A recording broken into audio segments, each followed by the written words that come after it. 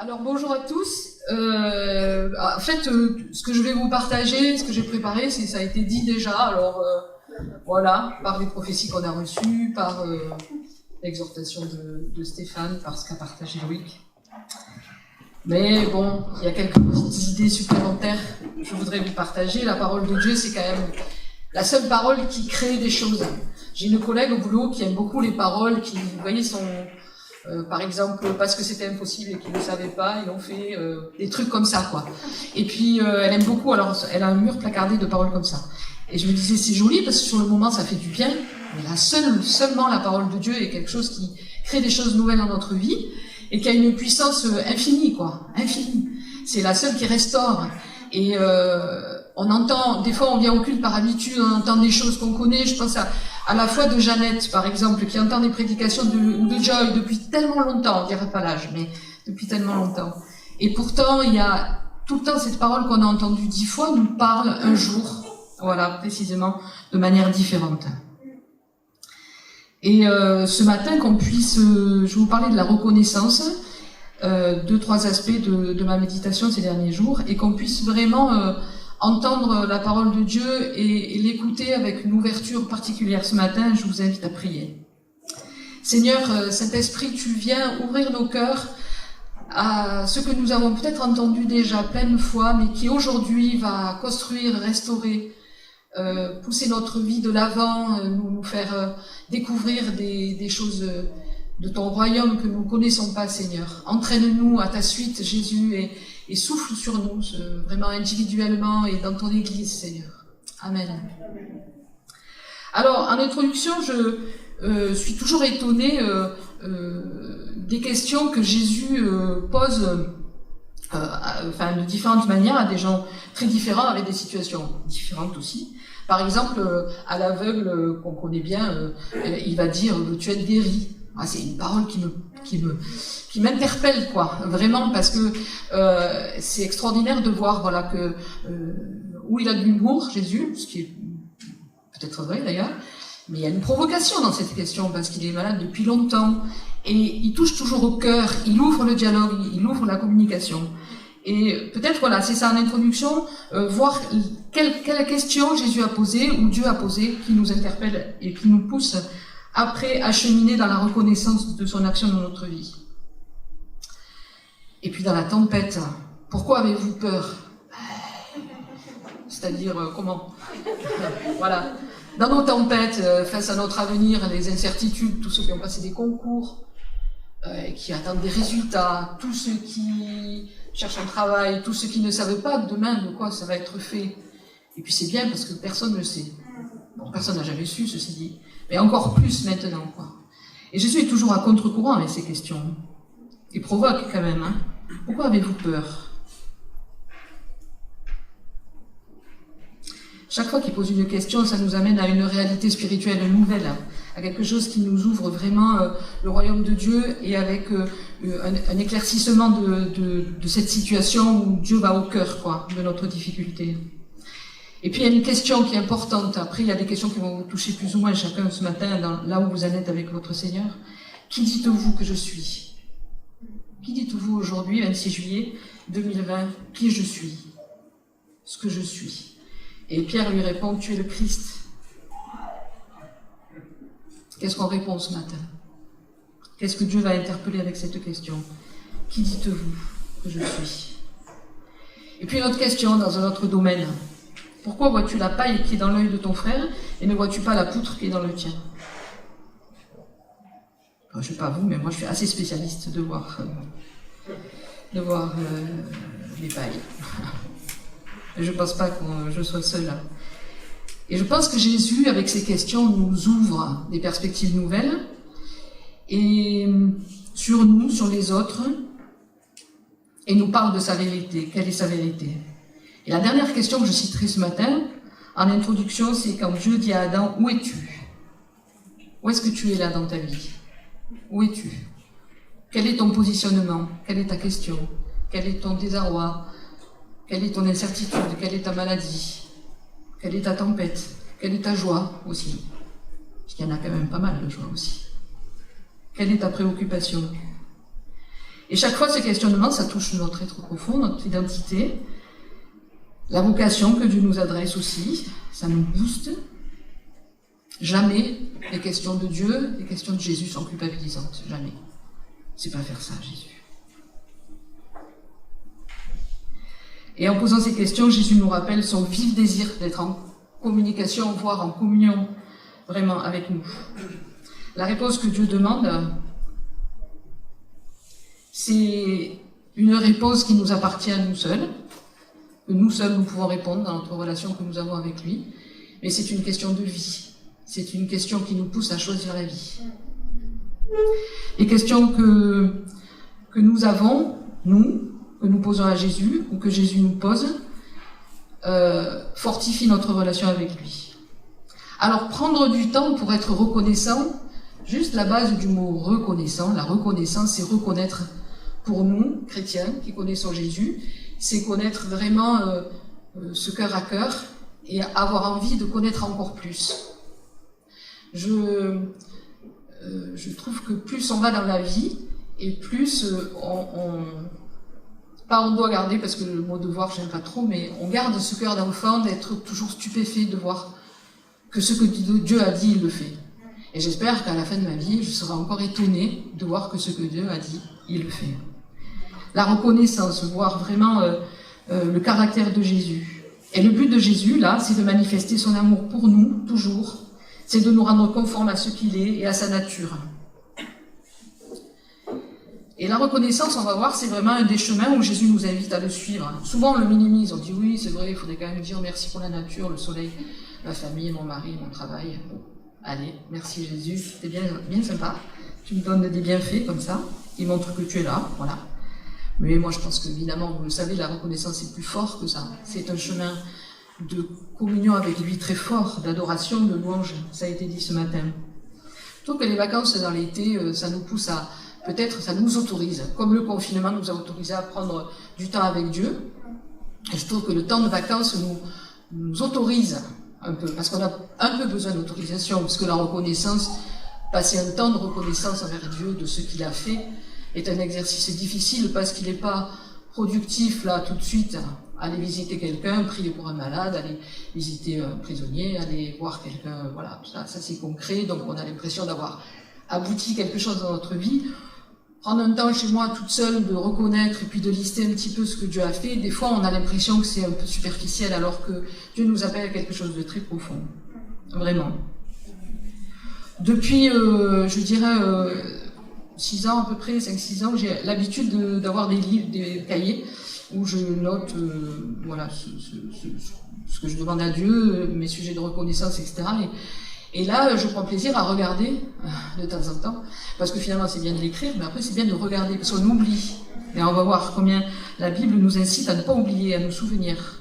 Et pas juste parce que Dieu a besoin qu'on se souvienne qu'il est gentil, mais juste parce que nous, c'est une force, quoi. C'est ce qui nous porte dans notre vie, qui renouvelle notre espérance. La reconnaissance, c'est à contre-courant de la vie. Hein. Franchement, vous écoutez les informations en ce moment, c'est catastrophique. Quoi. Enfin, en plus, ils grossissent un peu le trait, etc. Et quand on voit ça, et puis de temps en temps, si vous regardez les infos, vous avez, surtout l'été, un petit témoignage intéressant de quelque chose qui a été construit, une initiative passionnante, bien fait pour quelqu'un, enfin voilà, des actions comme ça bienveillantes, et ça fait du bien. Et nous, là, nous sommes quand même ce matin privilégiés de connaître un Dieu si grand et qui est à contre-courant du souci qu'on peut se faire sur le Covid, qui est à contre-courant du souci qu'on peut se faire sur l'avenir. Voilà, parce qu'il y a des promesses, parce qu'elles sont réelles.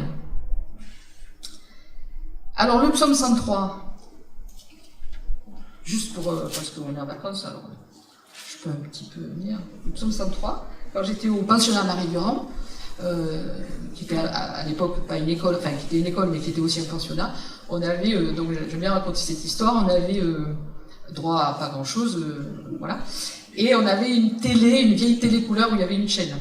Et sur cette chaîne, noir et blanc, à l'époque, il y avait Tarzan qui passait. Et le mercredi, enfin le jeudi après-midi, à l'époque, on s'ennuie un peu. Donc, on n'avait pas le droit d'allumer, bien sûr. Et notamment de regarder Tarzan.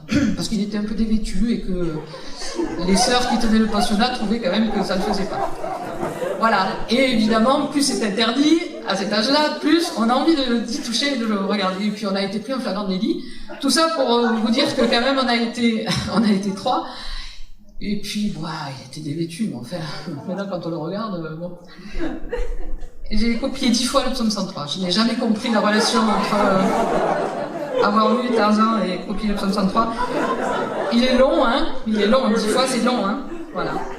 Avec la signature de ma maman, ça l'a beaucoup fait rire le week-end. Voilà. J'espère que vous ne vous souviendrez pas que de ça, hein.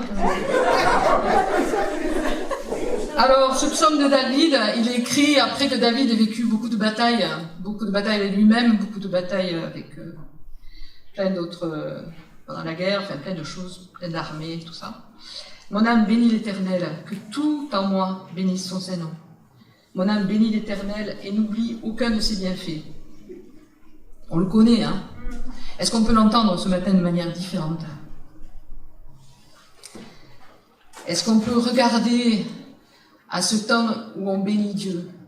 Et David, il nous apprend essentiellement ça dans les psaumes, de cet arrêt sur nos vies, juste là, pour fortifier notre foi et pour regarder là où il faut. Merveilleux, hein? Mon âme bénit l'Éternel, que tout ce qui est en moi bénisse son Saint-Nom. Cet appel de Dieu à ce que tout ce qui est en moi, mon intériorité, mon plus profond, mon intimité, ce que moi je connais de moi, ce qui est mes aspirations profondes, que tout ça bénisse Dieu, se mette au repos, se mette dans ce repos de la parole et de la promesse de Dieu qui va s'accomplir dans ma vie. Alors après, on a toute une liste. Juste vous dire les verbes. C'est lui qui guérit, c'est lui qui rachète. C'est lui qui couronne, c'est lui qui rassasie. Hein? C'est lui qui guérit toutes tes maladies, qui te rachète la vie du gouffre, qui te couronne de bienveillance, de compassion, qui rassasie de bien ta vieillesse et qui te fait rajeunir comme l'aigle. Magnifique, hein? On est à contre-courant. Pas besoin pour nous les femmes de se faire botoxer. Ce qui va nous faire rajeunir dans notre cœur cette jeunesse parce qu'on est touché de voir l'amour de Dieu pour nous. Il nous fait rajeunir. Prenez la parole qui vous fait du bien ce matin. Nous savons tous, parce que nous l'avons vécu, que lorsqu'il y a une invitation forte dans la Bible, c'est que Dieu ne nous demande pas un tout petit peu, parce qu'il veut tellement nous donner beaucoup, que je crois que cette injonction de bénir Dieu, elle est forte. Et d'être reconnaissant, elle est forte. Parce que lui, le Seigneur, connaît la finalité de ça, et de nos moments de communion avec lui, où après on découvre des choses. On est tous témoins que quand on a vécu un temps de reconnaissance personnelle, ou dans l'église, comme ce matin, on repart différent. On a un regard différent sur les choses, sur la vie, sur nous-mêmes. On a appris, on a été renouvelé, on a appris des choses nouvelles.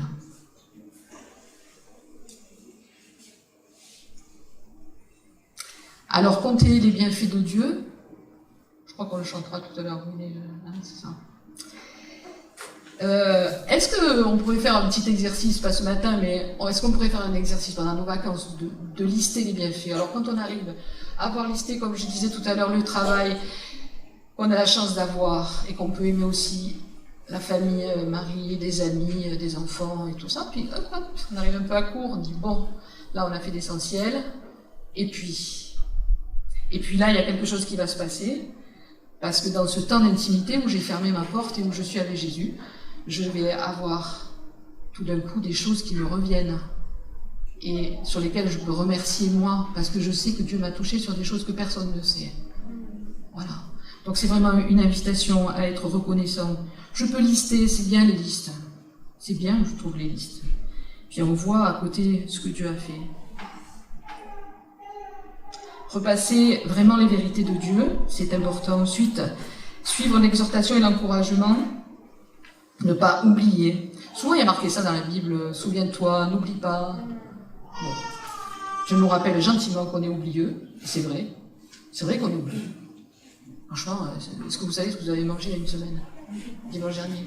Bon, le dimanche, souvent, c'est meilleur que les autres jours, donc ça, c'est plus facile. Mais on oublie les choses, on oublie ce que Dieu a fait. on vit des fois des situations répétées, des preuves de tempête ou autres, ou des questionnements, et on oublie quand même que des mois avant, voire des années, Dieu avait répondu, a été fidèle dans notre famille, dans notre cœur, dans notre vie. Et il y a un rappel, pas parce que le Seigneur est gentil, vous dire, bon, dites si vous voulez, vous vous souvenez un petit peu de ce que j'ai fait, ça me rendrait joyeux, quoi.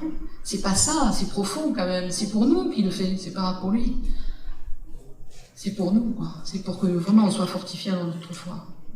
1 Chroniques 29, verset 14, « Tout vient de toi, et nous recevons de ta main ce que nous t'offrons. » Toujours l'idée de ce va-et-vient dans la reconnaissance, toujours cette idée que Dieu me donne, je lui dis que merci de me l'avoir donné, et j'avance dans sa connaissance, comme ça, au fur et à mesure de ce que je vois et de ce que je reconnais de lui dans ma vie. Alors, ce qui est intéressant dans la reconnaissance, c'est que ça nous décentre un peu de nous-mêmes. Ça nous recentre sur Jésus. C'est une idée intéressante parce que l'épreuve, la maladie ou ce qu'on vit, ou même d'ailleurs quand on est comblé et qu'on est dans une herbe verte, on oublie de voir qu'on est dans une herbe verte. Donc, quelle que soit la situation qu'on vit, la reconnaissance est vraiment une invitation de Dieu importante. Parce qu'elle atteste d'un positionnement où je ne suis pas le centre de ma vie, mais où c'est Jésus. Donc ça, c'est intéressant à y réfléchir. Le psaume 107, alors je ne vais pas le lire en entier. Pour vous partager une idée là-dessus. Vous pouvez le lire, le psaume 106 et le psaume 107, c'est deux psaumes qu'on peut lire à la suite, qui sont vraiment, vraiment intéressants. Bon, ils retracent le peuple d'Israël, ça marche dans le désert, ce que vous savez déjà, mais plus vous le savez, relisez-le, c'est mieux, parce que souvent on a des surprises comme ça. Donc, je vais faire une petite coupure. Célébrez l'Éternel, car il est bon. Verset 4, ils erraient dans le désert, en chemin, sur une terre aride, ils ne trouvaient pas de ville habitable, ils souffraient de la faim et de la soif, leur âme était abattue, et dans leur détresse, vous connaissez ça, hein, ils crièrent à l'Éternel, et il les délivra de leur angoisse. Il les conduisit par le droit chemin pour qu'ils allaient vers une ville habitable. Qu'ils célèbrent l'Éternel pour sa bienveillance et pour ses merveilles en faveur des humains, car il a rassasié l'âme avide, il a comblé de bien l'âme affamée. Verset 23. Ceux qui voyageaient sur la mer dans des navires et qui faisaient des affaires sur les grandes eaux, ceux-là virent les œuvres de l'Éternel et ses merveilles dans les bas-fonds. Il parla et fit lever vers les cieux, il descendait vers les abîmes, leur âme se fondait dans le malheur, saisis de vertige, ils chancelaient comme un homme ivre, et toute leur sagesse était engloutie. J'aime bien ce verset, parce que des fois on pense quand même qu'on a, avec le bon sens suffit dans la vie, et je trouve que c'est beau ça, et toute leur sagesse était engloutie. Dans leur détresse, ils crièrent à l'Éternel, et il les fit sortir de leur angoisse, il arrêta, calma la tempête, et les flots se turent. Hein, toujours cette idée-là, pourquoi avez-vous peur? Quand même.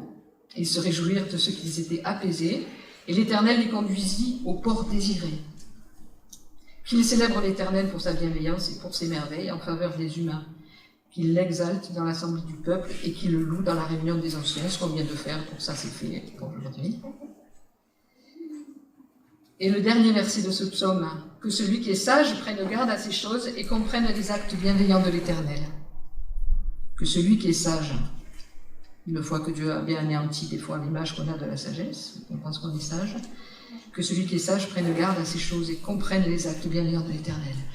Et relisez-le ce psaume chez vous. Franchement, c'est très intéressant de voir qu'à chaque fois, il y a la pénibilité de l'homme sur la terre, ses épreuves, et quand même elles étaient vraiment importantes là. Et puis, il crie, et puis Dieu répond. C'est ça, hein, le rythme du psaume. Et l'idée, c'est de dire que la reconnaissance, c'est pas simplement aussi s'asseoir et dire merci Seigneur en termes de devoir ou de devoir accompli. C'est pas ça, hein. La reconnaissance, c'est aussi reconnaître Dieu, c'est crier, quoi. Et le cri dans notre vie, quand on crie à lui, c'est aussi reconnaître qu'on ne se trompe pas de source. Et ça me semble important que l'on puisse, ne pas être dans la culpabilité quand on crie, parce qu'on peut dire je manque de foi, ou je vois pas clair, ou j'ai peut-être pas assez prié, fait ceci, tout là. Tout ce qui revient dans ces habitudes mauvaises de culpabilité, mais ils crièrent à l'Éternel et il les délivra. Le cri est donc une prière de reconnaissance. Dans ce psaume aussi, il est question à un moment donné, il y en a qui ont fait des bêtises, qui ont désobéi, qui ont fait n'importe quoi. Et la repentance, quand je viens à Jésus en me disant « Ouais, j'ai un petit peu galopé dans la vie sans toi. Des fois, là, j'ai fait un truc sans toi. » Et la repentance, c'est pas juste le jour de notre conversion, mais c'est régulièrement. Et ça aussi, c'est reconnaître la Seigneurie de Dieu dans notre vie.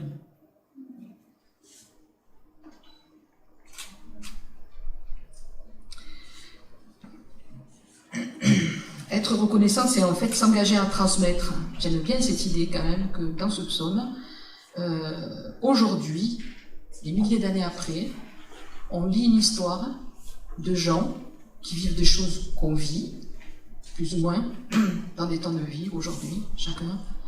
Et il y a cette transmission de la puissance de Dieu. Et je crois que quand on est reconnaissant et qu'on voit ce que Dieu a fait dans notre vie, il est bon de le témoigner et de le transmettre aux autres. C'est aussi un des rôles de l'Église. Alors, avec les masques, c'est plus compliqué, mais quand même, on peut se téléphoner, on peut parler. Et des fois, on est un peu pudique, nous chrétiens, on parle pas beaucoup de ce que Dieu fait, quoi. Et pourtant, c'est pas qu'il fait pas des choses, c'est juste que on n'a pas cette habitude. Et je trouve que là, il y a une idée de transmission dans ce psaume intéressante de voir la fidélité de Dieu. Souvent, quand on est né dans une famille chrétienne où le grand-père était chrétien, l'arrière-grand-père aussi, je crois que c'est intéressant. L'histoire, quand elle se répète pas, elle n'est pas la même, mais quand même, il y a ce témoignage de la fidélité de Dieu au travers des générations, qui est importante. Donc, reconnaître toutes les sollicitudes du Seigneur à notre égard, toutes les délivrances, toutes les grâces imméritées, et en le disant au Seigneur, en se souvenant régulièrement, et ne pas oublier sa fidélité. Alors, c'est un peu comme une habitude de vie, quoi. Je pense que plus on est reconnaissant, plus on prend ces temps, plus on a envie de les prendre. Et plus quand on les prend pas, ils nous manquent. Un peu comme Loïc, par exemple, il court régulièrement. Bon, la forme. Et pour plein d'autres choses, pour le plaisir de courir, de respirer, de tout ce que ça amène d'équilibre dans son corps. Et je trouve que ça me parle parce que je trouve que voilà, c'est ça, c'est ces temps comme ça qui fait que on a besoin d'aller courir. Même quand il est crevé, il va courir. Et même des fois, quand on est épuisé, qu'on a l'impression de manquer de foi, qu'on a l'impression que Dieu est à 4000 km, que c'est pas une histoire, voilà, de sentiments qu'on a, mais c'est juste cette envie d'aller rencontrer celui qui a la réponse à nos questions et qui nous donne des forces. Il ne sommeille ni ne dort, celui qui veille sur Israël. Donc ça, c'est une réalité. Il ne sommeille ni ne dort. L'insomniaque, Dieu. Magnifique. Et il est aussi, quand on l'est un peu, que la nuit on se réveille, il est là. À chaque fois que je lis la parole et que je la vois s'accomplir dans ma vie, au plus profond de moi, je suis poussée à remercier Dieu. Moi, j'ai la chance de me réveiller souvent à 2h30 du matin. Je me rendors après, mais il y a un petit laps de temps, et j'ai pris l'habitude récemment. C'est pas une volonté de ma part, parce que moi, à 2h30, la volonté est un peu en sommeil quand même, mais juste dire, là, on fait un petit bilan de sa journée, ou du lendemain, ou le petit souci qui arrive, vous savez, le petit vélo là qui arrive, ça. Et de dire, Jésus, je te le remets, quoi. Voilà, je veux me rendormir dans ta paix. C'est toi. C'est aussi ça, la reconnaissance. C'est évidemment pas qu'une forme. C'est aussi un état d'esprit. Mais je vous invite vraiment à la voir et à demander secours vraiment au Seigneur pour ça. Et la dernière pensée que je voulais vous partager, c'est sur les bienfaits de la reconnaissance, c'est que ça nous pousse à écouter le Saint-Esprit vraiment. Je crois que notre vie avec le Saint-Esprit, elle naît là, parce que tout à l'heure je disais, une fois qu'on a listé les principaux trucs qui nous viennent intellectuellement pour reconnaître vraiment que Dieu nous donne des bienfaits, au bout d'un moment la liste s'arrête et puis on ne sait plus. Et puis, quand on parle en langue, quand on vit la vie de l'Esprit, Dieu nous suscite des choses et nous rappelle des choses. C'est le rôle de la parole de nous rappeler, le rôle du Saint-Esprit de nous rappeler ces choses. Donc ça, c'est intéressant de voir que dans la reconnaissance et dans ces temps-là, Dieu va me rappeler, ah oui, c'est vrai, qu'à un moment donné, là, cette personne, je ne pouvais pas la supporter et que tu m'as donné la force de le faire ou de regarder autrement. C'est ce Saint-Esprit qui change notre regard dans ce temps de reconnaissance. Seul lui peut le faire. Vous savez qu'on ne peut pas le faire, ça. Il y a une mode actuellement dans les trucs un peu... Avant, on appelait ça New Age, mais dans ce qui circule un peu... Je sais parce qu'il y a des professeurs qui font du yoga, des méditations de pleine conscience. Alors, j'ai toujours pas compris ce que c'était, mais je respecte ces gens qui cherchent, quoi. Je pense qu'au fond, il y a une recherche de Dieu. Et c'est intéressant de voir qu'ils disent merci la vie, Ah, merci la vie. Et leur truc, c'est que plus on est reconnaissant et plus on s'efforce de voir que l'autre, finalement, même si c'est une crapule, il a peut-être un petit truc de bien. S'il y a cet effort-là, je vais être mieux, quoi. Alors que nous, on sait que par grâce, on peut pas. Nous, on sait que cette dépendance de Jésus, elle est voulue de Dieu, parce que seulement lui peut nous donner la force. Et qu'on ne dit pas merci la vie, on dit merci à celui qui nous a donné cette vie. Peut-être aussi sur l'écoute du Saint-Esprit, on peut vraiment être régénéré, renouvelé. Dieu nous parle et voilà, c'est ça que je voulais vous dire. Ce verset qui m'est revenu avant de partir, que vous connaissez évidemment. Éphésiens 5, verset 18 à 21. Ne vous enivrez pas de vin, c'est de la débauche, mais soyez remplis de l'esprit. En plus, quand Dieu nous demande quelque chose, il nous donne un tout petit peu de moyens pour le faire. Entretenez-vous par des psaumes, des hymnes, des cantiques spirituels. Chantez, célébrez le Seigneur de tout votre cœur. Rendez toujours grâce pour tout à Dieu le Père, au nom de notre Seigneur Jésus-Christ. Soumettez-vous les uns aux autres, etc. L'idée, c'est ça quand même, c'est de se dire où est ma source là ce matin? Où es-tu? Veux-tu être guéri? Qu'est-ce que j'attends? Comment ma vie elle est renouvelée? Qu'est-ce qui est ma source vraiment? Et là, il y a un chemin que Dieu nous trace, là, entretenez-vous par des psaumes. Parce qu'on a besoin de s'entretenir, parce qu'on a besoin de parler en langue, de chanter en langue comme tout à l'heure. Parce que tout d'un coup, vous voyez, des idées, le Seigneur donne des pensées comme ça, qui sont libérées. Je crois que c'est ce que Dieu veut faire dans notre vie. En conclusion, être reconnaissant à Dieu et prendre du temps pour manifester notre reconnaissance n'est pas la positive attitude. Hein. C'est pas ça. Hein. C'est aller vraiment au cœur à cœur avec Dieu. C'est pas une méthode, donc. On n'est pas dans une méthodologie mathématique qui fait que 2 plus 2, ça fait 4. Dieu est bien plus que ça et bien plus à contre-courant que ça. Mais c'est vraiment une réalité spirituelle qui s'offre à nous, afin que notre relation, notre communion avec le Seigneur soit plus intense, plus proche de son cœur. Et dans ce temps-là d'adoration, de louange, nous entrons pleinement dans un cœur à cœur avec Dieu. C'est le chemin que Dieu nous propose, qui nous révèle sa bonté infinie et son désir sans faille de nous manifester son amour. Moi, je trouve ça fabuleux, quoi. Quand on est parents, bon, évidemment, la manifestation qu'on a de l'amour, au fur et à mesure qu'ils grandissent, on ne fait pas la même chose quand ils ont 2 ans, 4 ans et 18 ans, on est bien d'accord. La manière de faire, et puis même il y a un âge où, voilà, on s'adapte. Mais quand même, ce désir de toujours s'assurer que nos enfants sachent qu'on les aime, c'est un désir, ça, extraordinaire, que Dieu a bien plus fort que nous. Mais c'est beau de se lever le matin en disant, Dieu désire aujourd'hui nous montrer son amour, quand même. Avant que je fasse mon culte perso, et que j'aille au travail, et que je fasse tout ce que j'ai à faire. Posons-nous dans ce repos-là des vacances sur cette pensée, vraiment. Dieu ne change pas. Et enfin, être reconnaissant au Seigneur pour ses bienfaits change notre regard, comme je le disais, sur les autres, sur l'Église, sur mon travail, sur mon conjoint, sur mes enfants, sur mes amis, sur tout ce qui m'entoure. Change les circonstances, notre regard sur les circonstances de notre vie et répond pleinement à l'invitation de Dieu qui dit « choisis la vie ».